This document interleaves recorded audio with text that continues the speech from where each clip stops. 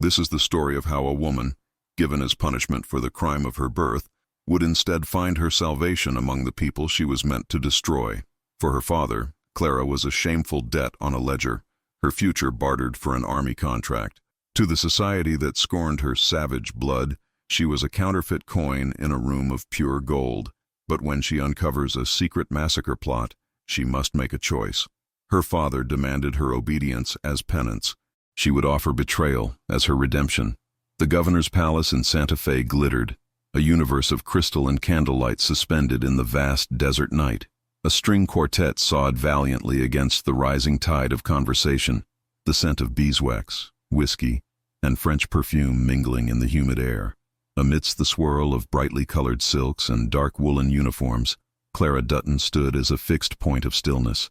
Her gown, a shimmering creation of copper silk, was her father's latest triumph of trade, yet she wore it like a suit of armor she could barely lift. She was an ornament, polished and placed, and she felt the weight of every gaze. A whisper, sharp as a shard of glass, sliced through the din. "Look at her," Victoria Frenchy murmured to her companion, her fan fluttering with manufactured delicacy. "Dressed up like a lady, but you can't polish the savage out of the blood, can you?" The words found their mark. A hot blush crept up Clara's neck, a betraying tide of shame. She felt it then, the familiar crushing sensation of being an imposter in her own life, a counterfeit coin in a room of pure gold. She held her breath, anchoring herself to the rigid line of her posture, praying the floor would simply swallow her whole. Just then, a possessive hand settled on the small of her back. My dusky pearl, looking radiant as ever. Captain Wyatt Wales stood beside her, his smile a bright predatory thing that did not reach his eyes. He saw not her distress, but the envy in other men's gazes. She was a prize, a testament to his reach and influence, an exotic treasure secured from the wild frontier. He leaned in, his voice a low command meant only for her. "Smile, Clara. General Kearney is watching." Her father, a man whose heart was a ledger of profit and loss, materialized at Wyatt's elbow. He gave Clara a look of stern appraisal, his thoughts not on his daughter's pale face, but on the lucrative army contract her betrothal to the captain would secure. "The captain is right, child," Mr. Dutton said, his voice clipped and pragmatic. "This is a small price to pay for our future. Endure it." He saw her as his most valuable asset, and he was here to ensure his investment was protected, her performance flawless. Clara, caught between the two men, felt the bars of her gilded cage press in, cold and unyielding. The carriage ride home was a silent, suffocating affair, a journey through a dark and muted world far removed from the glittering artifice of the governor's palace. Now, long after the heavy oak door had closed behind them, the silence of the large adobe house was of a different quality. It was a weighted silence, thick with unspoken resentments and the bitter tang of inevitability. In his private study, a room fortified with shelves of leather-bound ledgers and maps of territories yet to be conquered, Thaddeus Dutton stood not before his accounts, but before a ghost. The room smelled of cold cigar smoke and old paper, the scent of a life measured in ink and dust. A single oil lamp cast a pool of amber light upon his desk, leaving the corners of the study in deep shadow. From one of these shadows, a face looked out from a heavy, gilded frame. It was the portrait of his late wife, Wiaka. She had been painted not in the beaded buckskin he had first seen her in, but in a simple calico dress he had insisted upon, a futile attempt to mold her into his world. The artist had captured the civility of the dress, but had not been able to tame the truth in her eyes. They were dark, fiercely intelligent, and held a horizon wider than any of the territories mapped on her husband's walls. Thaddeus stared at the portrait, a glass of brandy swirling in his hand. He did not see a beloved wife, not anymore. He saw a beautiful, ruinous miscalculation, a moment of wild, inexplicable passion that had produced a lifetime of consequence. That consequence was Clara. He saw Wiaka's defiant spirit in his daughter's posture, her untamable blood and the blush of shame on her cheeks. He had failed to protect Wiaka from the scorn of his world, failed to sand down her sharp edges until she fit. She had simply withered, a wildflower transplanted into sterile soil. He would not make the same mistake with Clara. His solution this time would be more permanent, a fortress built of wealth and station, not of love. A soft rustle of silk announced her presence in the doorway. Clara had not yet removed the copper gown. It hung on her now like a borrowed skin, its shimmer mocking the dull ache in her soul. She stood on the threshold, awaiting the verdict she knew was coming. He did not turn to face her at first, letting the silence stretch until it was a taut wire between them. "Come in, Clara. Close the door." His voice was unnervingly calm, the dispassionate tone he used when closing a difficult but profitable deal. She obeyed, the latch clicking with the finality of a cell door. He gestured with his glass toward the portrait. "Your mother," he began, his voice devoid of sentiment. "She possessed a certain fire, an inconvenient trait in a woman. A fire this world takes great pleasure in extinguishing." He finally turned, his eyes as hard and gray as river stones. "What you endured tonight is but a taste of the life that awaits you without a proper shield. You are neither one thing nor the other. To them," he gestured vaguely toward the town, "you are a savage curiosity. To her people, you are a white man's daughter. You have no place, child. No name, no land, no inheritance that could not be stripped from you by the first opportunistic wolf who comes along." Each word was a carefully placed stone, building the walls of her prison higher. He was not shouting, not angry. He was reasoning, and the cold logic of it was more devastating than any rage. "Captain Wales offers you that shield," he continued, taking a sip of brandy. "His name is a respected one. His uniform is a suit of armor no one will dare to pierce. I am not selling you, Clara. I am securing you. I am giving you the one thing I could not give your mother: survival in this world. It is the only sensible choice." A silent scream built in Clara's chest, clawing at her throat. Choice? This was not a choice. This was a sentence. But she could not find the words to argue, for a terrible, sickening part of her knew he was right about the precariousness of her existence. He saw the conflict in her eyes, the last flicker of rebellion, and he moved to extinguish it. He set his glass down with a decisive click. "You are the most complicated entry in my life's ledger, Clara. The scandal of your birth, the whispers that followed your mother to her grave, the accommodations I have had to make, it has all come at a cost."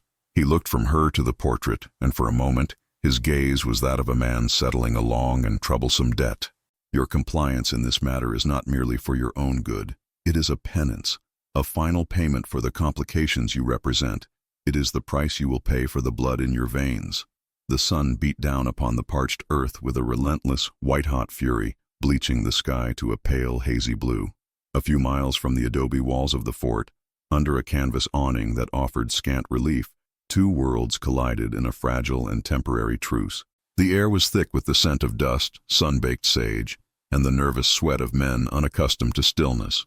A rough-hewn table stood between them, a stark demarcation line. On one side, the starched blue wool and polished brass of the United States Army.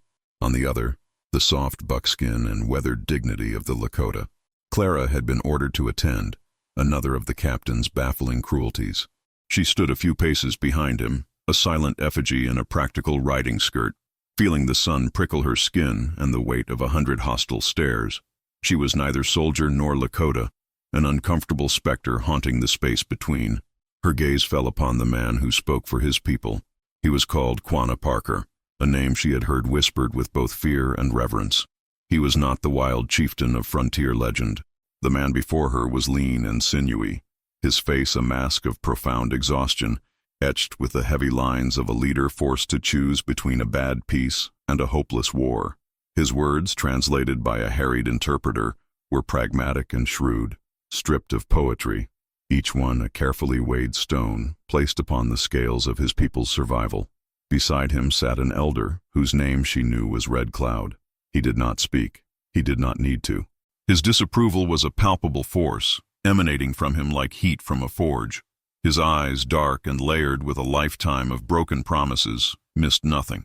They swept over the smirking soldiers, the indifferent flag, and lingered on Clara for a moment with a look of such profound, ancient contempt that she felt it like a physical blow. To him, she was the ultimate symbol of betrayal, the living embodiment of a corrupted bloodline. Captain Wales, bored by the slow pace of diplomacy, shifted his weight, the leather of his holster creaking. He turned his head slightly, speaking to a fresh-faced lieutenant at his side, his voice a low, confidential murmur meant to be exclusive, but carried on the dry wind. Clara, frozen in her prescribed place, caught the words as clearly as if he had shouted them. "Look at them," Wales breathed. a smirk playing on his lips. They actually believe this little piece of paper will feed their children through the winter. The lieutenant, eager to please, nodded dumbly. Yes, sir, very. Trusting. Trusting is one word for it, Wales scoffed, his gaze drifting past Quanah to the distant hills where the Lakota camp lay hidden. This document isn't a treaty, Lieutenant. It's a map. While this old fool drones on about hunting grounds and government rations, his warriors are pointing us directly to their winter encampment. The exact location, the number of lodges, their state of readiness. A cold dread, sharp and absolute, seized Clara's heart, stopping the very breath in her lungs. The heat of the day vanished, replaced by an icy chill that spread through her veins. The world seemed to narrow to the space between Wales and the lieutenant, the hum of the interpreter fading to a meaningless drone. We let them sign, Wales continued, his voice alight with the thrill of his own cunning. We give them their blankets and their sacks of flour. They will grow fat and complacent, believing they have secured peace. Then, when the first heavy snows fall, when their ponies are weak and they are trapped by the drifts, we strike, a decisive action. We'll end this distraction once and for all. He gave a small, almost imperceptible shake of his head. He gave a small, almost imperceptible shake of his head, a gesture of mock pity. It's a shame, really. They make it too easy. The lieutenant's eyes widened, a flicker of something, perhaps horror, perhaps admiration, passing through them before being extinguished by ambition. Brilliant, sir. Brilliant. The word echoed in the silent, screaming cavern of Clara's mind. She looked at Quanah Parker's weary, honorable face as he reached for the pen, at Red Cloud's stony glare, and she saw them not as adversaries or curiosities, but as dead men. She was standing at a mass grave, witnessing the final, treacherous rites. The ink that would seal their fate was the same color as the blood that would be spilled, and the man who would spill it, the architect of this monstrous lie, was the man who owned her future. The shield her father had given her was not a suit of armor. It was the banner of a butcher. The meeting dissolved, not with a handshake, but with a slow, funereal retreat. The Lakota delegation turned their ponies away from the table of lies. Their shoulders slumped under the weight of a false peace.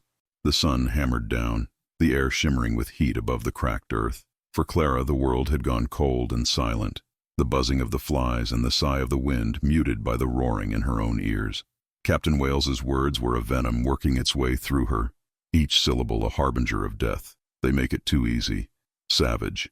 The word, once a brand of shame seared upon her own skin, now recoiled from her mind, seeking a new target. She looked at the departing riders, at the profound weariness in Quanah Parker's back, at the rigid spine of Red Cloud, who had not been fooled but had been outmaneuvered, and she saw a people desperate for survival. Then her gaze flickered back to Captain Wales, who was now accepting a hearty clap on the shoulder from his lieutenant, his smile a clean white flash of utter depravity. There, that was the savage, a man who could smile while plotting the murder of children in the snow. A vision of her mother's face, trapped in its gilded frame, rose in her mind. An inconvenient fire this world takes great pleasure in extinguishing. Her father's words echoed his son-in-law's. They were two sides of the same counterfeit coin. One would extinguish a life with scorn and neglect, the other with a rifle.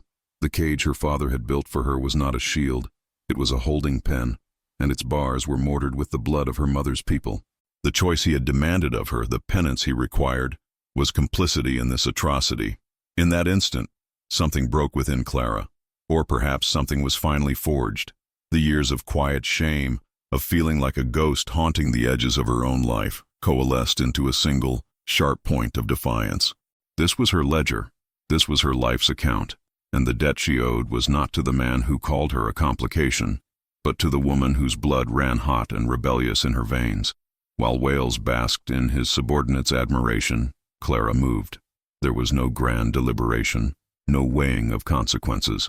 There was only the visceral, undeniable impulse to act. She turned not toward the fort, but away from it, her feet finding a familiar path through the scrub and mesquite. Her mother had taught her these trails, the secret language of the land, in those fleeting years before she had been taught to forget. Clara knew a place, a deep cut in the earth called the Arroyo Seco, where the main trail narrowed. She could cut them off.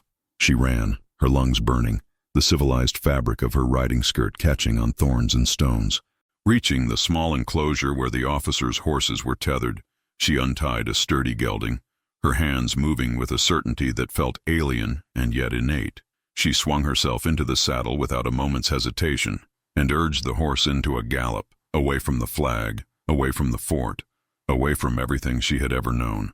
The ride was a frantic prayer against time, the wind whipping tears from her eyes that were not of sorrow, but of sheer, terrified momentum. She reached the arroyo, its steep, sandy banks offering the perfect ambush point, and slid from the horse, her heart hammering against her ribs. She waited, listening, and then she heard it. The soft tread of unshod ponies, the faint creak of leather. They appeared at the mouth of the narrow passage, Quanah and Red Cloud at the fore. They saw her instantly, a lone woman, her hair coming loose from its pins, her face pale with dust and desperation. An enemy, a trap. A young warrior instantly raised his lance, his expression grim. Quanah held up a hand, halting the party. His gaze swept over her, devoid of recognition, full of a deep, weary suspicion. He saw a white woman, a symbol of the very people who had just fed him a feast of lies. Clara took a stumbling step forward, her throat tight and dry. The Lakota words came haltingly, dredged from a half-forgotten corner of her childhood. "Anpetu waste," she began, the greeting sounding clumsy and foolish. She swallowed, forcing herself to meet his gaze. "He lies. The paper, Washichu. Wikaku, it is a lie." Quanah's face remained a stone mask. Beside him, Red Cloud's eyes were narrowed slits of pure contempt. Why should they believe her? She was one of them. Panic clawed at her. She had to make them understand. She pressed a hand to her chest, trying to force the air into her lungs, to recall the damning specifics. "The treaty. It is a map," she gasped out, switching to the English word when the Lakota failed her. "A map to your Wanietu, your winter camp." The word felt strange and holy on her tongue. "When the snows are deep, Yuha Oyate, all the people. He will come," he said. A final strike. The directness of the betrayal, the sheer calculated cruelty of it, cut through the layers of Quanah's exhaustion and suspicion. It was a treachery so vast, yet so intimate in its detail, that it bore the unmistakable ring of truth. He looked at this strange woman, her chest heaving, her eyes wide with a terror that was not for herself, and saw not a white woman, but a messenger. He glanced at Red Cloud, and in the old chief's flinty eyes, he saw his own horrified recognition mirrored back at him. Quanah gave a short, guttural command to the warrior who had threatened her. Clara stood frozen in the oppressive heat as the Lakota riders began to move, their purpose now sharp and urgent. She had done it. She had betrayed her father, her name, her nation. She was a fugitive, an outcast from the only world she had known. Yet, as she stood in the dust of the arroyo, the reins of a stolen horse in her hand, she felt the gilded cage around her heart shatter into 1,000 pieces, replaced by a terrifying, exhilarating void. This was freedom. This was her penance, not to her father, but to her mother, and it was the first true payment she had ever made toward her own worth. The dust settled slowly in the arroyo, each mote glittering like a cruel star in the slanted afternoon light. The Lakota party, which had been a study in swift, unified purpose, was now a tableau of tense deliberation, and Clara was its unwilling centerpiece. The warrior who had lowered his lance now watched her with an unwavering, obsidian stare, his hand never straying far from its shaft. The air, thick with the smell of horse and hot sand, crackled with suspicion. She was a foreign body, an infection they could not yet decide how to purge. Red Cloud was the first to give voice to their collective mistrust. He turned his pony, a creature as lean and weathered as he, to face Quanah directly, though his words were a lash meant for Clara. His voice was not the shout of a hot-tempered man, but the low, grinding growl of ancient stone. He spoke in the river flow of his own tongue, and while Clara's childhood grasp of the language was a faded, tattered thing, the venom in his tone was universally understood. "A trick," he spat, gesturing toward her with his chin, a motion of profound dismissal. "She is a snake sent to our camp. Look at her." His eyes raked over the ruined copper silk of her riding skirt, the fine fabric torn by thorns, stained with dust and sweat. To him, it was not the garb of a desperate fugitive, but the shedding skin of their enemy. "She is Washichu to the bone. They feed us lies with one hand and send this one to poison our minds with the other. Leave her. Let the desert punish her for her lies. It is the only justice she understands." A murmur of assent rippled through a few of the younger warriors, their faces hard with the same unforgiving memory that animated their elder. They saw only the daughter of their oppressor, the living proof of a corrupted bloodline. Quana remained silent, his gaze fixed on Clara. He was a man accustomed to weighing impossibilities, and he measured her now as he would measure a treacherous river crossing. He saw the genuine terror that still haunted her eyes, the ragged breaths that still shook her slender frame. He saw the specific details of her warning, the timing with the first snows, the lie of complacency. Such a finely wrought betrayal felt true in a way a simple lie would not. Yet he also saw what Red Cloud saw, the daughter of the white man's world, an unknown quantity, a risk his people could not afford. His mind was a battlefield, pragmatism warring with a caution honed by a lifetime of broken promises. Was she a messenger or a Judas goat? He finally spoke, his voice quiet but carrying an authority that cut through the simmering hostility. "The warning has been given," he stated, his eyes still locked on Clara. "If it is a lie, she will be the first to know our wrath. If it is true," he let the word hang in the dry air, "if it is true, she has given us our lives. We cannot leave that to chance."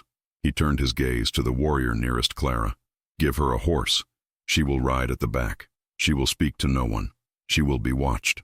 It was not an act of mercy. It was a stay of execution, a cold and logical calculation. She was a piece on the board, too valuable to discard, too dangerous to trust. Red Cloud made a sound of disgust deep in his throat but did not argue further. Quana was the war chief. The final word was his. No one helped her mount the scrawny pony that was brought forth. The saddle was little more than a worn leather pad, and as she swung her leg over, the remnants of her elegant skirt ripped further, a final pathetic severing from her old life. As the Lakota party moved out of the arroyo, their pace now wary and measured, Clara fell in behind them, a solitary ghost trailing in their dust. The exhilarating freedom she had felt moments before had curdled into a cold, hollow dread. She had shattered her cage only to find herself adrift in a wilderness that did not want her. Every pair of shoulders before her was a wall of rejection. Every glance back was filled with contempt or worse, a flat, dispassionate curiosity, as if she were a strange beast they had captured. She was worthless. Here, her father's name meant nothing. Her white skin was a mark of shame, and the blood of her mother was a debt they believed she could never repay. She was an outcast from two worlds, belonging to neither, a fugitive in the strange and unforgiving land of her own heart. The first stars pricked the deep velvet expanse of the sky as the party made a cold camp. There was no fire for warmth, only a small, smokeless flame hidden between rocks to heat water. The desert, which had been a furnace by day, now leached the heat from Clara's bones with a chilling, insidious touch. She sat apart, a deliberate island of isolation, wrapping her arms around herself. The torn fabric of her riding skirt offered no comfort. She was the enemy, the pariah, a ghost they were forced to lead. Each low murmur in the Lakota tongue felt like a judgment, every sidelong glance a fresh wave of condemnation. She watched as one of the women distributed dried meat and hard biscuits, her hands moving past Clara as if she were not there at all, a space of empty air. The gnawing emptiness in her stomach was a dull ache compared to the sharp-fanged loneliness that consumed her. Sinking into a shivering stupor, resigned to a night of cold and hunger, she barely registered the soft thud beside her. When she finally looked, she saw it, a rough wool blanket, folded neatly, and atop it, a strip of dried venison and a single dense piece of journey cake. There was no one there. No one looked her way. The gift had been delivered with the silent anonymity of the wind itself. Tears pricked her eyes, hot and sudden, but she blinked them back fiercely. It was not pity she needed, it was worth. But as she drew the coarse, smoky-smelling blanket around her shoulders, its simple warmth felt like a benediction. She ate the food slowly, each tough, savory bite a small anchor to the world of the living. The act of eating, of feeling the simple heat of the blanket, stirred something in her mind beyond the fog of fear. The wind picked up, a high, mournful sound whistling through the canyons, carrying the bite of the high peaks to the north. The north wind, she thought, and the phrase was a key turning a lock in her memory. She saw her father's study, the scent of his cigars, the heavy damask curtains drawn against this very same wilderness. She saw the maps spread across his polished desk, topographical surveys from Army engineers, charts marked with elevations and watersheds, documents he studied not for their beauty, but for their strategic value. He had spoken of this very region, his finger tracing a line. A natural funnel, he'd explained to a visiting officer. The prevailing winds from the north scour it clean all winter. No cover, no shelter. A death trap for anyone caught unawares. Clara's heart began to beat a different rhythm, not of fear but of frantic purpose. She remembered another map, one from an old trapper, showing a different route, a less direct path that followed a series of low, interlocking ridges, forming a natural barrier against that same north wind. It was sheltered, with more water sources, if one knew where to look. The almanacs her father consulted. They predicted an early, harsh winter this year. They were riding directly into the death trap her father had identified. She had to speak. The thought was terrifying. She looked at the circle of warriors, their faces like stone carvings in the faint starlight, their silence a wall of intimidation. Red Cloud's glare was a physical weight. To speak was to invite scorn, to risk punishment for her presumption. But to remain silent was to be complicit in their destruction, to be the useless, ornamental thing her father believed her to be. The weight of her mother's blood, of the anonymous blanket, of her own desperate need to be more than a victim, settled upon her. Scrambling to her feet, the blanket clutched around her, she approached the warrior who had been tasked with watching her. He was young, his face unlined but already hard, and he looked up at her with flat, incurious eyes. Her throat was dust. Words failed her. With a trembling hand, she knelt, and using a sharp piece of stone, began to scratch in the dirt. She drew 2 lines representing the canyon they were in.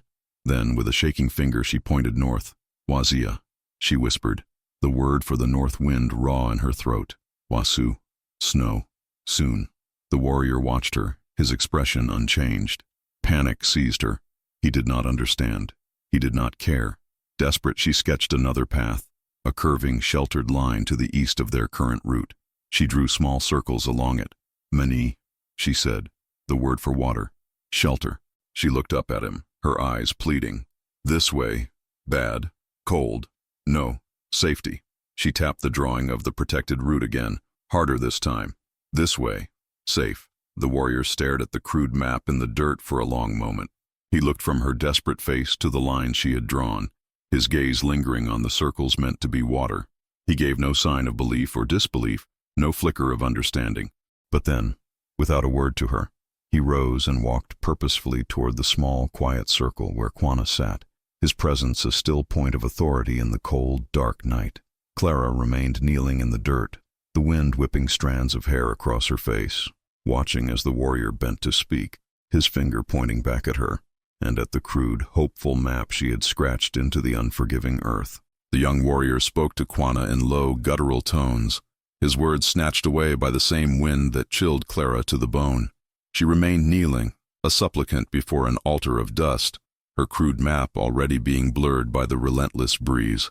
Time stretched into a brittle, agonizing thread. Every rustle of leather, every soft stamp of a pony's hoof, was a thunderclap in the vast, intimidating silence. She had gambled everything on a drawing in the dirt, and now she awaited the judgment of a man who had every reason to see her as the serpent in his camp. Finally, Quanah rose. He moved with a fluid grace that seemed to absorb the starlight, his approach silent until he stood directly over her. He was not alone. Red Cloud materialized at his side like a wraith, his face a mask of granite, his eyes holding the cold, dead light of 1,000 betrayals. Clara's breath caught in her throat. This was not a reprieve. It was an inquest. Quanah gestured for her to stand, a simple, commanding motion. He did not ask about her mother or her father. He did not ask how she came to be in the arroyo. His gaze was that of a commander assessing a new and highly suspect piece of intelligence. The young warrior who had fetched him now stood by as an interpreter, though Quanah's own English was sharp enough when he chose to use it. "The man you call captain," Quanah began, his voice a low rumble, devoid of emotion. "He commands a company of horse soldiers. How many days of food do they carry when they leave the fort?" The question was so unexpected, so brutally practical, that it jolted Clara from her fear. She thought of Wyatt's constant complaints, his letters to the quartermaster, the conversations she had been forced to endure. 3 days, she answered, her voice raspy. Sometimes 4, if they travel light. They rely on supply wagons for any long campaign. Their horses are their strength, but the wagons are their weakness. Red Cloud made a sound of contempt, a soft hiss of disbelief. To him, her answer was too quick, too certain. It was the knowledge of a spy. Quanah's expression did not change. He absorbed her answer as the dry earth absorbs water. The wagons. Where do they break? Where are they slow? Again a memory surfaced. Her father, poring over a topographical map with an army engineer, tracing a riverbed with his finger. River crossings, she said, her confidence growing with each word that proved true. And steep grades. Their mules are strong, but the wagons are heavy and break easily. An officer once told Captain Wales that a single broken axle could halt a column for half a day. They post double guards at night when the supply line is stretched thin. This was her father's world, the cold calculus of logistics and vulnerabilities, a language she had learned through bitter osmosis. She had always hated it, the way it reduced land and men to numbers on a ledger. Now it was the only currency she possessed. Quanah's gaze sharpened, probing deeper. This captain, this man who would own you, what is his pride? The question was not about character, but tactics. Does he value a swift charge or a careful trap? Clara looked past Quanah into the deep darkness of the desert and saw Wyatt's face, his smug smile, his preening ambition. He sees himself as clever, she said, the words tasting like ash. He would never choose a fair fight if a lie would serve him better. He believes his mind is his greatest weapon because he believes his enemies are mindless. He will feign retreat to draw a chase. He will use a flag of truce to scout a position. He will sacrifice a small patrol to learn the strength of a larger force. He values victory, but he covets praise for his cunning more. He does not fear death. He fears being made a fool. A profound stillness settled over the small group. Clara had laid the soul of her enemy bare, not its passions, but its cold, operational mechanics. She had given them a map not of the land, but of a white man's mind, the very mind that was plotting their annihilation. Red Cloud's eyes were now fixed on her with a new and chilling intensity. The suspicion had not vanished. It had transformed. He no longer saw a foolish girl, but something far more dangerous. A creature who understood the enemy because she was, in her very essence, a part of them. But Quanah saw something else. He saw the truth, raw and unadorned, in the details she provided. He saw a weapon. He turned and gave a quiet order to the young warrior. A moment later, the man returned and thrust a water skin into Clara's hands. He then gestured for her to move closer to the low, hidden fire, a place within the circle of warriors, no longer on its periphery. It was not an invitation. It was a relocation of a vital asset. She was no longer a liability to be watched, but a tool to be protected. As she drank the cool water, the first true kindness she had been shown, Clara understood. She had not earned their trust, not yet, but she had earned their attention. And in this brutal, unforgiving world, that was a form of survival she had never known.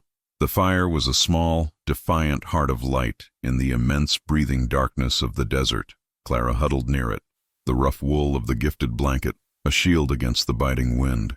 The water from the skin had washed the dust from her throat, but it could not wash away the cold residue of her interrogation. She felt the eyes of the warriors upon her, a constant, prickling pressure. She was a curiosity now, a strange and dangerous oracle whose words had earned her a place by the fire, but not a place in their fellowship. The circle was closed, and she was a foreign object suspended uneasily within its center. From the shadows near the tethered ponies, an old woman emerged. Her face was a testament to wind and sun and sorrow, a craggy landscape of deep-cut lines, her hair the color of river slate. She moved with the slow, deliberate economy of age, her back bent but her gaze missing nothing. She carried a small bundle of dried juniper to feed the flames, her presence adding another layer of silent judgment to the tense atmosphere. Clara instinctively drew the blanket tighter, trying to make herself smaller, to disappear into the folds of wool and shadow. As the old woman knelt to place the fragrant wood on the coals, the firelight flared, catching on the thin, battered piece of silver that encircled Clara's wrist. It was a simple bracelet, a gift from her mother so long ago. A single silver coin, hammered thin and stamped with a crude sunburst, was strung on a piece of worn, smoke-darkened leather. It was the only tangible piece of her mother she possessed. The woman's hand froze mid-air. Her eyes, which had seemed clouded with age, sharpened to piercing black points. They fixed not on Clara's face, but on the glinting silver. A low sound, more a guttural recognition than a word, escaped her lips. She reached out and gnarled. The woman ignored her terror. She spoke, her voice the sound of stones grinding in a dry creek bed, the words directed not at Clara, but at the bracelet itself. The young warrior who had been her interpreter moved closer, his face unreadable. "She asks where you got this," he translated, his tone flat. "It was my mother's," Clara whispered, her voice barely audible over the sighing wind. The old woman's eyes finally lifted to meet Clara's, and for the first time, Clara saw something other than contempt. It was a deep, weary knowing. "Wiyaka," the woman breathed, using the name Clara had only ever seen on a headstone. The world knew her mother as Wiyaka, but this woman saw the bracelet and spoke a different name, Black Shawl. The name landed in Clara's soul like a stone in still water. Black Shawl. It was real. It was hers. The old woman settled back on her heels, the juniper forgotten in her hand. She stared into the fire, but she was seeing a different time. "She was stubborn," the woman said, her Lakota words coming in a clipped, unsentimental rush, the young warrior translating in a low monotone beside her.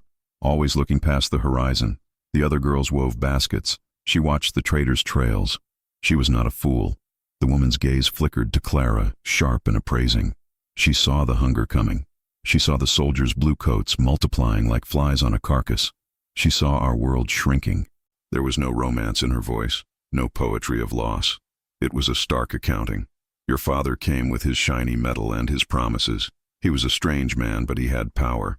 He offered a full belly and a roof against the snow." The old woman tossed the juniper onto the fire, and a plume of aromatic smoke rose, carrying the scent of a wilder, older world. "We told her she was betraying her people. She told us she was choosing to survive. It was not a weak choice. It was a hard one. The choice of a warrior who uses a different kind of weapon." From his place on the far side of the fire, Quanah had watched the entire exchange. He had noted the old woman's recognition, Clara's fear, and the slow, dawning comprehension on her face as the story unfolded. He saw her now, not as the pale, frightened daughter of his enemy, but as the offspring of Black Shawl, a woman whose name was still spoken with a mixture of resentment and grudging respect. It explained the fire he had sensed beneath the fear, the core of defiance that had driven her into the arroyo. This was not a white woman playing games. This was the inheritor of a legacy of impossible choices. Clara touched the hammered silver of the bracelet. It felt different now, no longer just a keepsake of a tragic figure, but a symbol, a shield. Her mother had not been a wildflower crushed by a harsh world. She had been a strategist, a pragmatist who had made a desperate, calculated gamble for her own survival. And Clara, by warning these people, by trading her father's secrets for their lives, had just made a gamble of her own. For the first time since the carriage had pulled away from the governor's palace, she felt the ground beneath her feet, solid and real. The debt she owed was not to a ghost in a gilded frame, but to the tangible, unyielding spirit of a woman named Black Shawl. The days that followed blurred into a single aching twilight of suspense. Clara existed in a state of suspended animation, a breath held too long. Every dawn brought a fresh wave of terror that she had been wrong, that her memory had embellished a stray comment into a monstrous plot. With each passing sun, the suspicion in the camp seemed to curdle into a harder, more definite contempt. She was a burden they were forced to carry, a potential traitor whose lie would soon be exposed. Red Cloud's glare was a physical force, a constant reminder of his conviction that she was a serpent, and his judgment radiated through the younger warriors until she felt herself encased in a sheath of silent scorn. She ate the food she was given, drank the water, and felt the anonymous weight of the blanket at night. But these were rations for a prisoner, not sustenance for a member of the band. Then, on the fourth morning, a whisper of movement on the horizon stilled the camp. Two riders, lean and hard against the pale morning sky, were approaching at a steady, ground-eating lope. The scouts. A collective tension seized the camp, a silence so profound Clara could hear the blood pounding in her own ears. This was the moment of her verdict. She felt 100 pairs of eyes turn, not to the riders, but to her. Quanah stood motionless, watching their approach, while Red Cloud moved to stand near him, his arms crossed over his chest, his face an impenetrable mask of grim expectation. He wished for the girl to be proven a liar, It was a cleaner, more familiar world where all Washichu were treacherous and all their words were poison. A truth from her mouth would complicate the universe, forcing an old man to reconsider the shape of his hatred. The scouts dismounted, their ponies blowing hard, and spoke in the low, rapid cadence of their tongue. Their report was brutally efficient, stripped of all but the most essential facts. A column of horse soldiers, more than 100 strong. They were following the Northern Canyon Trail, just as the girl had said. Their supply wagons, just as she had described, were already struggling with the terrain, slowing their pace. They were heading directly into the wind-scoured trap her father had so admired on his maps. A profound quiet descended as the scout finished. It was the silence of a truth so absolute it left no room for argument. Red Cloud's stony expression did not change, but something in his posture shifted, a subtle deflation, as if a great weight he had been bracing himself against had suddenly vanished, leaving him momentarily off balance.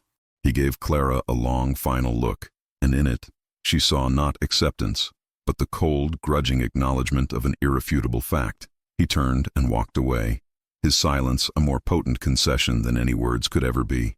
Clara felt a dizzying wave of relief so powerful it threatened to buckle her knees. She had been right. They were safe because of her. She waited for a word, a nod, some sign of acknowledgement, but none came. The camp simply began to move, the news absorbed into the quiet, pragmatic rhythm of their day. Her vindication felt strangely hollow, an echo in a vast, empty space. Later, as the sun climbed higher, Quanah approached her. He did not speak of the scouts or the soldiers. He carried no words of praise or gratitude. In his hands, he held a pile of stiff, winter-bleached buffalo hides, torn and damaged from a previous hunt. He laid them on the ground before her, followed by a sharpened bone awl and a coil of sinew thread. "These have holes," he said, his English clipped and practical. "A cold wind does not care if a warning was true. It will find the smallest tear in a lodge skin." He looked at her hands, soft and pale, so unlike the calloused, capable hands of the Lakota women. "You will mend them." It was not a request. It was a purpose. Clara stared at the tools, then at Quanah's impassive face. This was her reward. Not praise, which was as fleeting as the wind, but work. Arduous, unglamorous, essential work. Tears pricked her eyes, but for the first time, they were not tears of fear or loneliness. She nodded, unable to speak, and reached for the awl. The bone felt awkward in her hand, the hide impossibly tough. Her first stitch was clumsy, the sinew resisting her pull. Within an hour, her fingers were raw, a blister already forming on her palm. The smell of the hide was earthy and strong, filling her senses. But as she worked, hunched over in the dust, forcing the awl through the resistant skin and pulling the thread tight, she felt the shattered pieces of her soul begin to knit together. Each painful, clumsy stitch was a payment made, a line of worth drawn, a tangible connection to the survival of these people. She was no longer a ghost, a complication on a ledger, or a liability. She was a woman mending a hole against the coming cold. The humiliation was a living thing inside Captain Wyatt Wales, a venomous creature that had taken root in the hollow where his pride used to be. For days, it had coiled in his gut, its poison seeping into every thought. He had been played, outmaneuvered and made a fool of, not by a rival officer or a cunning Lakota chief, but by her, by Clara. His exquisite dusky pearl, his silent, civilized prize, had revealed a spine of steel he had never suspected, and she had used it to break him. The failure of his brilliant, decisive action was a professional embarrassment. Her personal betrayal, however, was an intolerable wound that festered and burned. In a stifling adobe storeroom at the edge of the fort, the air thick with the smell of sour sweat, old leather, and the metallic tang of fear, Wyatt sought his salve. A French trapper, a sinewy man named Dubois, who had the misfortune of being in the wrong place at the wrong time, was tied to a chair. His face, normally weathered to a cheerful bronze, was now a pale, sweating mask of agony, his eyes wide with terror. Wyatt circled him slowly, his polished boots silent on the packed earth floor. He was not a brute who enjoyed violence for its own sake. He was a surgeon of ambition, and this was a necessary, if distasteful, procedure. This wasn't about justice. It was about erasing a humiliation. It was about restoring the natural order of things. "I will ask you again, Dubois," Wyatt said, his voice deceptively calm, almost conversational. He pulled on a pair of leather riding gloves, the creak of the material a sinister counterpoint to his quiet tone. You trade with the Lakota. You know their roots, their habits. Where would they take a white woman? Mon Dieu, Captain, I do not know, the trapper gasped, his French accent thick with panic. They move with the herds, with the seasons. They could be anywhere. Wyatt stopped in front of the man, his face a study in cold disappointment. A vague answer, an unhelpful answer. He looked at the trapper's bound hands, the raw, chafed skin of his wrists. He reached out and, with a swift, brutal twist, dislocated the man's thumb. A scream, sharp and ragged, tore from Dubois' throat before being choked off into a wet, guttural sound. Wyatt watched, his blue eyes as cold and empty as a winter sky, waiting for the wave of pain to subside into something he could use. His rage wasn't hot. It was a cold, clarifying fire, burning away all sentiment, all compassion. Clara had forced him to become this man, this butcher. Her defiance was the disease. This agony was the cure. The news of the captain's new cruelty traveled as whispers do in the desert, on the wind, passed from a sympathetic Mexican woodcutter to a mescalero scout, and from that scout to the Lakota. It arrived in the camp not as a formal report, but as a contagion of fear. A white trapper, a man known to many of them, had been found half dead, his hands broken, babbling about a furious soldier hunting for a woman. The uneasy peace Clara had earned with her needle and her knowledge evaporated like a morning mist. The whispers turned to murmurs, and the murmurs turned to accusation. She felt it in the eyes that now slid away from hers, in the sudden silence that fell when she approached the fire. She was no longer a curious asset. She was a harbinger of doom. It was Red Cloud who gave the fear a voice. He stood before Quanah as the evening meal was being prepared, his old face grim, his words directed at the war chief but intended for the entire camp to hear. Clara, her hands still sore and stained from her work on the hides, felt every syllable like a physical blow. "The she-wolf brings the hunter," Red Cloud growled, his voice low and resonant. He did not need to point at Clara. Every head turned toward her anyway. "We give shelter to the white man's daughter, and the white man's rage follows. This is her penance now, not to her father, but to us. This soldier does not hunt the Lakota. He hunts her, and he will burn our villages and slaughter our children to find his prize." He took a step closer to Quanah, his ancient eyes blazing. "She is not a shield. She is a magnet for the very iron that seeks our hearts. Her presence here is a curse." Red Cloud's accusation hung in the air like smoke from a bitter fire, clinging to Clara long after he had stalked away. She was a curse, a magnet for the white man's iron. The fear she had once seen in their eyes had hardened into something far worse, a pragmatic dread. She was a danger they could not afford, a debt that might be settled with her life. When Quanah announced he would track the soldiers' progress himself, taking only one warrior, she expected to be left behind under heavy guard, a prisoner awaiting her fate. Instead, he stopped before her, his gaze sweeping over her with an unreadable intensity. "You will come," he commanded, the words leaving no room for argument. They rode in silence, the vast empty landscape a mirror of the chasm between them. The sky, once a brilliant, searing blue, had begun to bruise at the edges, turning a sickly shade of violet and gray. A strange stillness fell, the air growing thick and heavy, smelling of ozone and disturbed dust. Quanah's eyes scanned the horizon, his focus absolute. He was a man reading a language Clara could not comprehend, a language of wind patterns and shifting clouds. He spurred his pony toward a jagged outcropping of dark rock, gesturing for her to follow just as the first fat, cold drops of rain began to fall. The storm broke with the sudden violence of an ambush. A deafening crack of thunder split the sky, and the heavens opened. They scrambled into a narrow fissure between two massive boulders, a space barely large enough for them both, as the world outside dissolved into a roaring, silver sheet of water. Huddled in the cramped darkness, the sound of the deluge was a physical force, isolating them in a small pocket of existence. Cold seeped into Clara's bones, and she wrapped her arms around herself, shivering uncontrollably. It was in this involuntary gesture of self-preservation, her wrists turned upward in the gloomy half-light, that he saw them. The scars were faint, silvery lines against her pale skin, the delicate, overlapping marks of a man's tight, punishing grip. They were not the honorable wounds of a warrior, but the shameful, hidden brand of a possession. Quanah's gaze rested on them for only a moment, but his stillness was more profound than any exclamation. In his mind, the image of Captain Wales, smug, clever, preening, resolved into a clearer, colder picture. This was the mark of a man who broke things that did not bend to his will. He looked at Clara's face, pale and strained in the gloom, and saw not the daughter of his enemy, but a fellow survivor of a different, more intimate war. The cold logic that had deemed her a tactical asset was disturbed by an unwelcome flicker of something else, a grudging human recognition. As if feeling the weight of his gaze, Clara lowered her hands, a flush of shame warming her cold skin. Her own eyes fell upon him, and in the tight confines of the shelter, she saw what had been hidden by distance and decorum. A puckered, angry scar disappeared into the collar of his buckskin shirt, the memory of a knife meant for his throat. Another, a long pale ridge along his forearm, spoke of a glancing bullet.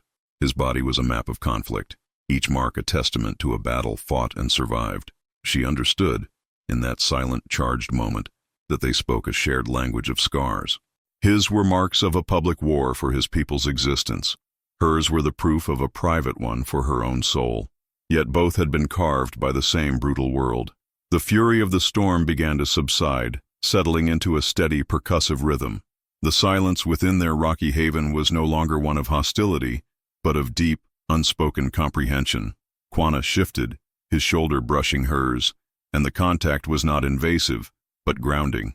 He had weighed her, tested her, and found her spirit to be like tempered steel, a thing that had been through the fire and had not broken. He saw not a fragile, pale ornament, but a resilience that was, in its own stark way, beautiful. He reached out, his finger not touching her skin but pointing to the great boulder that sheltered them. His voice was low, rough as the stone itself. "Yin-yang," he said. Clara looked from the rock to his face, her expression questioning. "Rock," he translated, his gaze steady. He then gestured to the relentless rain drumming down just beyond their sanctuary. "Magaju." She understood. This was not a conversation. It was a gift, the tools for this new world. Her voice was a hoarse whisper when she repeated the words, testing their shape on her tongue. "Yin-yang, Magaju." He nodded once, a gesture of affirmation that felt more profound than any praise she had ever received. He was not offering her comfort or pity. He was offering her a place, one word at a time.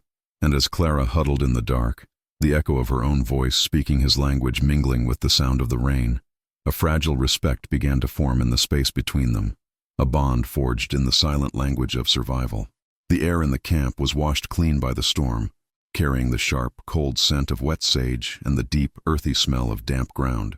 A fire, larger now, spat and hissed in the center of the gathering, its light casting long dancing shadows that made the familiar faces of the warriors seem like grim, ancestral masks. They had returned, Quanah and Clara, to a camp steeped in a silence that was heavier than the storm clouds had been. Red Cloud's prophecy of doom still echoed in that silence, and Clara's vindication by the scouts had done little to warm the chill of their regard. She was a proven oracle, yes, but the disaster she had foretold was still on their trail, a hungry wolf drawn by her scent. She watched as Quanah spoke quietly with his warriors, his words a low murmur against the crackle of the flames. She saw the new respect in the way they listened, but she also saw the fear that tightened their jaws. They knew the enemy was coming. They knew the trap they had avoided, but they were still prey. A cold resolve, born in the stony confines of the storm shelter, solidified within her. She would not be prey. She would not be a curse. She would be in the confines of the storm shelter, solidified within her. She would not be prey. She would not be a curse. She would be a weapon. Clutching the smoky wool blanket around her shoulders, she rose and walked into the circle of firelight. A hush fell. Every eye turned to her. She stopped before Quanah, but her gaze included Red Cloud, who stood nearby, his face a thunderous mask of disapproval. "He will not give up," Clara said, her voice quiet but clear in the sudden stillness. "Captain Wales, his pride is a greater master than his orders. He was made a fool, and he will not let that stand. He will hunt me. He will hunt us." Red Cloud grunted, a sound of bitter agreement. "The girl speaks the truth for once. She has brought the hornet's nest to our door." Clara ignored him, her eyes fixed on Quanah. "But he is a white man. His army cannot live on air and vengeance. It has a belly, and that belly is fed by wagons." A memory of her father's study rose in her mind, not as a place of shame, but as an armory. She saw his maps, his ledgers, his obsessive calculations of freight and profit. I know his routes. Not just the army's routes, but the trader's routes he will be forced to use to resupply.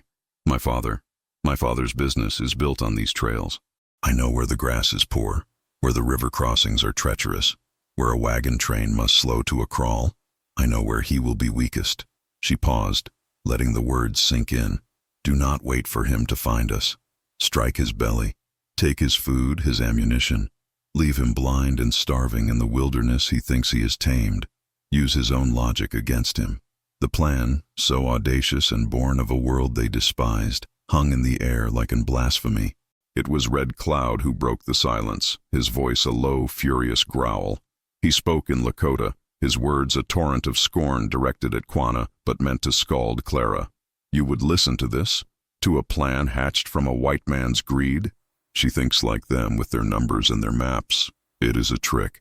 She will lead our best warriors into an ambush, a payment for the life we have foolishly granted her. We fight with the spirit of the wolf, the cunning of the coyote. We do not fight like merchants counting their goods before a raid. A murmur of assent rippled through the older warriors. Red Cloud's fear was their fear, a mistrust burned into them by generations of betrayal. Quanah's face was unreadable, his eyes dark pools reflecting the firelight. He was caught between the wisdom of the past and a desperate, uncertain future. He looked at Clara, and she saw the doubt warring with the flicker of respect he had shown her in the storm. Her entire worth, her very life, rested on this single, impossible moment. She took a breath, her gaze lifting from the faces of the men to the sky above. The storm had torn the clouds to rags, leaving patches of deep, star-dusted blackness next to bruised remnants of violet cloud. The sky, she said, her voice taking on a new, steadier tone. It is two-faced tonight. Part darkness, part storm. You look at me, and you see the same thing. She turned her gaze fully on Quanah, willing him to understand. You see the white man's daughter, and you are right to see a storm. You are right to see the danger I carry. Red Cloud is not wrong, but you must also see the other side. My father taught me his world not with love, but with ledgers. I know how they think, how they measure, how they trade. I know their hunger. This is not a weakness in me. It is not a poison. It is the other face of the sky. It is the knowledge that can show you where the lightning will strike. My blood is not a curse. It is your map to the heart of your enemy. A profound stillness fell. Quanah's gaze held hers, and in that long moment, he was no longer weighing a tactical choice. He was measuring a soul. He saw the truth of her words, the terrifying, inconvenient truth that this creature of two worlds could be their only salvation. He gave a single sharp nod, not to her, but to himself. The decision was made. He turned to his lead warrior. Gather 20 men, he commanded, his voice cutting through the tension with the finality of an axe stroke. We ride at dawn. The woman will show us the way. The world dissolved into a maelstrom of dust, gunpowder, and terror. The crack of rifles was a sharp, splitting sound against the deeper boom of shotguns and the high, terrifying ululations of the Lakota warriors. Wood splintered from the sides of the heavy wagons as men screamed and horses fell, their cries a shrill note of agony in the symphony of battle. Hidden amongst the rocks with the women and children, Clara felt the chaos as a vibration in her bones. This was her plan, her map, brought to life in a brutal spectacle of blood and confusion. She saw Quanah, a figure of fluid lethality, moving through the fray, his purpose a clean, sharp line amidst the panicked, flailing soldiers. But it was not enough. The soldiers, though surprised and pinned down, were well-armed and desperate. Their training held, and they were forming a defensive circle around the most valuable wagons, a bristling fortress of rifle barrels. Clara watched, her heart a frantic drum against her ribs, and saw the tide of the battle hesitating, threatening to turn against the smaller Lakota force. Red Cloud's prophecy of a foolish ambush echoed in her mind. Then she felt it, the wind, a steady, insistent pressure from the west, pushing across the dry expanse of prairie grass that separated the soldiers from the ravine where Quanah's main force lay in wait. The scent of hot metal and panicked sweat was carried on that wind, but so was the memory of her father's voice, cool and academic, discussing fire breaks and the terrifying speed of a plains fire. A new plan, born not of a ledger, but of sheer desperate instinct, seized her. She was not a warrior with a lance or a gun, but she had her own weapons, her mind, and the spark of her mother's fire. With a muttered word to the old woman beside her, Clara scrambled away, finding the tinderbox the woman had pressed into her hand. Her fingers, raw from mending hides, fumbled with the flint and steel. The scrape of metal on stone was a tiny, intimate sound in the roaring chaos. A spark caught in the dry moss. She blew on it, her breath a prayer, and a small, hungry flame licked to life. She thrust it into a clump of brittle grass. For a terrifying second, it seemed to die.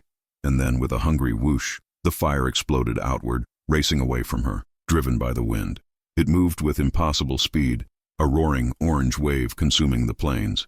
Thick, acrid smoke billowed upwards, a churning wall of black and gray that blinded the soldiers, choking them, turning their ordered defense into a panicked rout.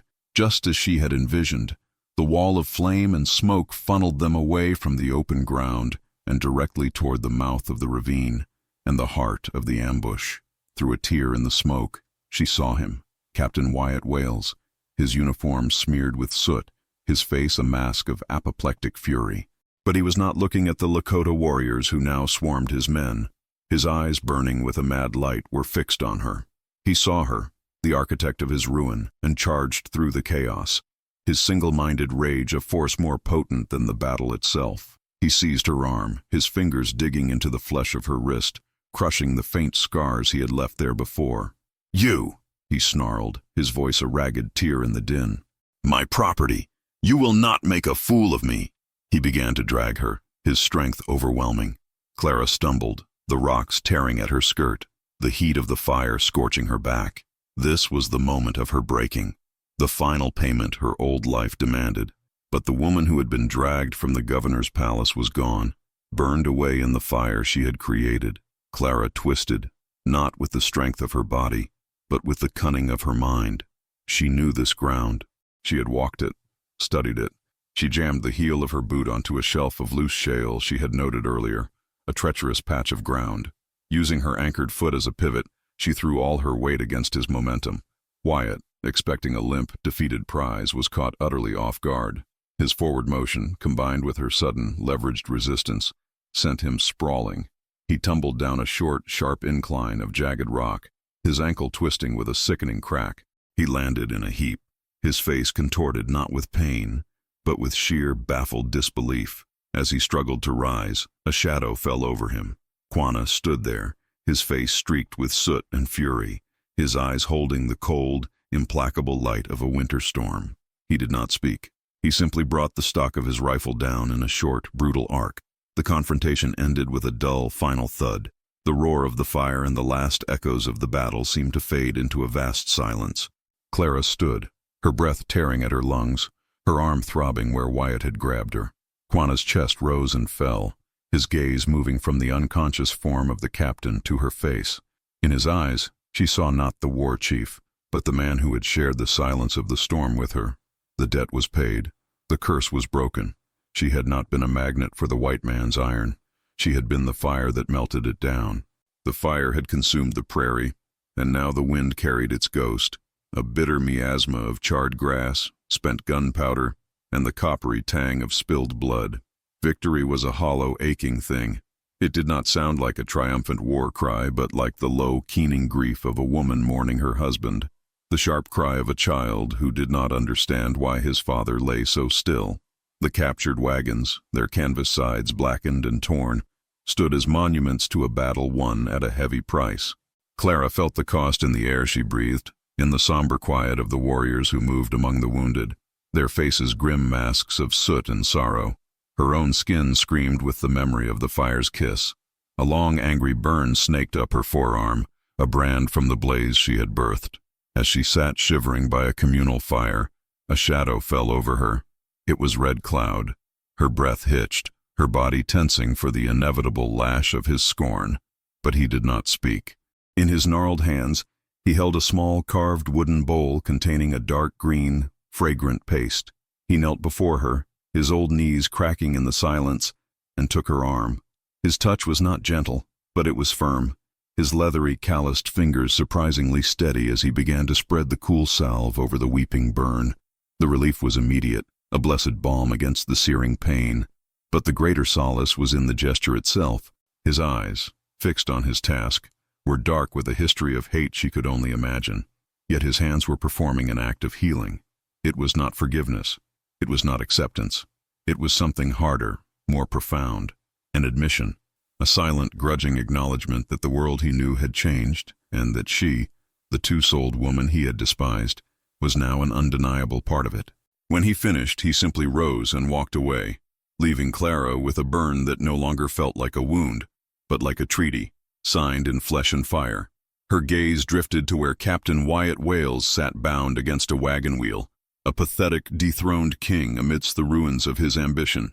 His uniform was torn, his face bruised and blackened, and his eyes held a wild, impotent fury. The warriors who passed him spat on the ground, their voices low and guttural as they debated the manner of his death. A quick knife to the throat was too merciful. Let him hang. Let the wolves have him. A cold, clear logic, the voice of her father's ledgers, rose in Clara's mind, cutting through her exhaustion and fear. She stood, the pain in her arm a dull throb, and walked toward the circle of war leaders gathered around Quanah. "You cannot kill him," she said, her voice steady. A warrior, his arm in a bloody sling, turned on her. "He would have slaughtered us in our sleep. He deserves to die 1,000 deaths." "And he will," Clara countered, her gaze unwavering. "But not by your hand." She looked directly at Quanah, whose face was a mask of weary contemplation. "If Captain Wales dies out here, he becomes a martyr, a hero killed by savages. The army will not see this as a battle. They will see it as a massacre. They will send 1,000 soldiers, not just one company. They will hunt you to the ends of the earth, not for land, but for vengeance." She paused, letting the cold weight of her words settle. "But if he lives, if he is sent back on a lame horse, with his men scattered and his wagons lost, stripped of his sword and his pride by a people he called mindless, what is he then?" She did not need to answer. The image was clear. He is not a martyr. He is a failure, a disgrace, an embarrassment the army will want to bury, not avenge. His career will die a slow, humiliating death in some forgotten, dusty fort. You will not kill his body, but you will have killed his name. And to a man like him, that is a fate far worse. A profound stillness fell over the grim council. Red Cloud watched her from the shadows, his expression unreadable. She had used their enemy's own weapons, pride, ambition, bureaucracy, against them. She had thought not with the hot blood of a warrior, but with the cold calculation of a white man. Quanah's gaze held hers, and in it, she saw a final understanding. She was not just a weapon he could wield. She was a strategist who saw the whole map, a bridge between two worlds standing in the middle of a war. "Cut him loose," Quanah commanded, his voice quiet but absolute. "Give him 1 horse and enough water for a day. Point him east." He turned his gaze back to Clara, and for the first time it held no reservation, no lingering doubt. It held the quiet, solid respect one warrior gives another. "His shame will be our shield." The months fell away like leaves in autumn, and the high plains breathed a new, settled peace. The winter they had dreaded had come and gone, its fury broken not by Captain Wales's cannons, but by the quiet strength of a people who knew how to endure. Now, under the warm gaze of a late afternoon sun, the Lakota camp was a picture of life, not survival. The scent of wood smoke and roasting meat mingled with the sweet, dry smell of the grasslands. Clara sat on a buffalo robe outside her lodge, her back straight, her posture no longer a rigid line of defense but one of easy, earned belonging. She wore a simple buckskin dress, softened with use, its fringe swaying with her every small movement. Before her sat a cluster of children, their dark eyes wide with concentration as they followed her finger across the page of a worn primer. Spread open beside her was not a book of scripture, but her father's ledger. Its columns, once filled with profit and loss, now tracked stores of dried meat, the number of usable hides, and the distribution of medicinal herbs. It was a white man's tool, yes, but in her hands it had become a shield for the people, its cold logic bent to the service of their community. She had not abandoned one world for the other. She had woven them together, creating a tapestry of survival that was uniquely her own. Quanah approached in silence, his tread so light on the earth he seemed a part of the whispering grass. He did not watch the children, but her. He saw the way the sun caught the copper glints in her hair, the patient curve of her lips as she helped a young boy sound out a difficult word. He saw the ledger beside her and felt no revulsion, only a deep, quiet respect. She had taken the weapon of her oppressors, their obsession with numbers and lists, and turned it into a medicine that kept their bellies full and their children warm. When the last child had run off, their laughter trailing in the golden air, Clara looked up at him. She watched as he settled beside her, their shoulders not quite touching, and followed his gaze to the horizon where the sun was beginning its magnificent death. The sky was a canvas of impossible color, gold melting into rose, bleeding into the deep bruised purple of the coming night. It was a sight of such profound, wild beauty that it stole the breath. Here she had found it, the beautiful life her soul had craved, a freedom not from a cage, but a freedom to simply be. He let the silence stretch, a comfortable blanket between them. "When you first came," he said finally, his voice a low rumble that seemed to come from the earth itself, "Red Cloud said you were two-souled, a ghost between worlds." He turned his head, his gaze meeting hers, and the last light of the day was reflected in his dark eyes. He was wrong. You are not two halves of different people. You are one whole person. This, he gestured not to the camp,